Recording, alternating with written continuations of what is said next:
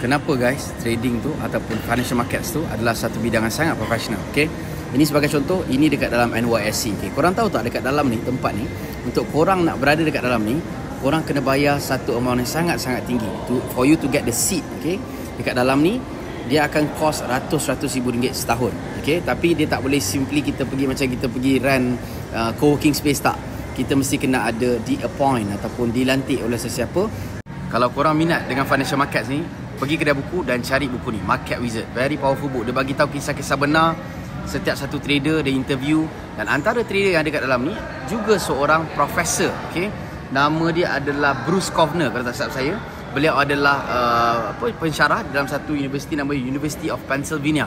So kita guys dah nak masuk 2026, kita boleh ubah mindset kita dan mula untuk mengkaji kenapa bidang adalah bidang yang profesional, daripada mindset-mindset yang tak sepatutnya, cepat kaya, masuk sini besok boleh beli pulau dan sebagainya.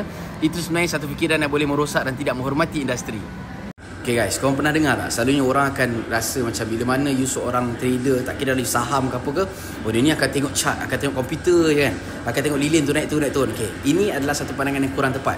Sebenarnya real trader dia bukan hanya tengok pada chart, tapi dia tengok faktor di belakangnya. Sebagai contoh, bila mana kita start dalam kehidupan ni, kita akan start sebagai employee. Okay, kita bekerja, ataupun kita start belajar kemudian bekerja. Okay, bila mana bekerja ni kita nak kerja dengan syarikat yang kukuh. Okay, bila mana syarikat kukuh ni, selalunya bila mana sangat-sangat kukuh, dia akan jadi satu syarikat yang listed ataupun public listed. Bila mana you masuk public listed, you dah masuk dalam pasaran kewangan. Okay, so tengok kat sini, household, businesses, banks, government, central bank. Okay, so kita tengok dari skop bawah ke atas. Bila mana kita masuk dalam pasaran kewangan, kita tengok terbalik, dari atas ke bawah. Kita tengok macam mana dalam keadaan central bank, macam mana dalam keadaan dasar monetary dia, turun ke government, banks dan sebagainya.